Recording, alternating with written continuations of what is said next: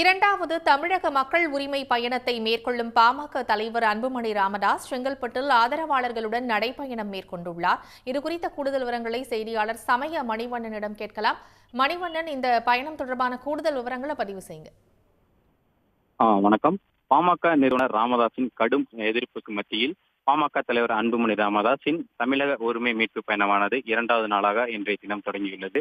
குறிப்பாக 2026 சட்டப்பேரவை தேர்தலையொட்டி அந்த சட்டப்பேரவை தேர்தலுக்கு தயாராகும் விதமாக தமிழகத்தின் 10 உரிமைகளை மீட்டெடுக்க வேண்டும் என்கிற வகையில் பாமக தலைவர் அன்புமணி ராமதாஸ் அவர்கள் நேற்று தொடங்கி 100 நாட்களுக்கு, நவம்பர் மாதம் வரை 100 நாட்களுக்கு தமிழக உரிமை மீட்பு பயணம் என்கிற பிரச்சார பயணத்தை நேற்றைய தினம் திருப்பூரில் தொடங்கினார். கிட்டத்தட்ட 10 உரிமைகளை மீட்டெடுக்க வேண்டும் என்கிற வீடாக சென்று பொதுமக்களை சந்திக்கும் பொருட்டு அன்புமணி ராமதாஸ் திட்டமிட்டுள்ள இந்த தமிழக மக்கள் உரிமை மீட்பு பயணத்திற்கு பாமக நிறுவனர் ராமதாஸ் தரப்பில் கடும் எதிர்ப்பானது எழுந்துள்ளது. குறிப்பாக இந்த நடைபயணம் தொடங்குவதற்கு முன்பே தமிழக டிஜிபியிடம் பாமக நிறுவனர் ராமதாஸின் கட்சி, கொடி, சின்னம் உள்ளிட்டவற்றை பயன்படுத்தினால் சட்டம் ஒழுங்கு பிரச்சனை ஏற்படும் என பாமக நிறுவனர் ராமதாஸ் தரப்பில் டிஜிபியிடம் புகார் அளிக்கப்பட்ட நிலையில் நேற்று இரவு டிஜிபி தரப்பிலிருந்து இந்த அன்புமணி ராமதாஸின் தமிழக மக்கள் உரிமை மீட்பு பயணத்திற்கு அந்தந்த மாவட்ட காவல் கண்காணிப்பாளர்கள் எவ்வித விரும்பத்தகாத சம்பவங்களும் நடைபெறாத வண்ணம் நடவடிக்கை எடுக்க வேண்டும் என்கிற வகையில் சுற்றறிக்கை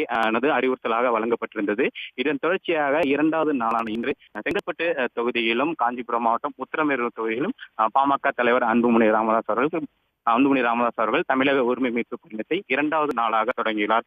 குறிப்பாக பாமக நிறுவனர் ராமதாஸின் கடும் எதிர்ப்புக்கு மத்தியில் இரண்டாவது நாளாக பாமக தலைவர் அன்புமணி ராமதாஸ் தொடங்கியுள்ள தமிழக மக்கள் உரிமை மீட்பு பயணமானது செங்கல்பட்டு தொகுதியில் தொடங்கியுள்ளது. செங்கல்பட்டு தொகுதியில் ஒவ்வொரு இடமாக சென்று பொதுமக்களுக்கு துண்டு பிரசுரங்களை விநியோகிக்கும் பாமக தலைவர் அன்புமணி ராமதாஸ் அவர்கள் இதனைத் தொடர்ந்து உத்திரமேரூர் பகுதிக்கு சென்று அங்கும் பொதுமக்களை சந்தித்து பொதுமக்களுக்கு தாங்கள் இந்த நடைபயணத்தில் வலியுறுத்த உள்ள உரிமைகள் குறித்து துண்டு பிரசுரங்களை விநியோகித்ததை தொடர்ந்து அங்கு நடைபெறும் பொதுக்கூட்டத்திலும் பாமக தலைவர் அன்புமணி ராமதாஸ் அவர்கள் இரண்டாவது நாளாக இன்றைய தினம் உரையாற்ற உள்ளார்.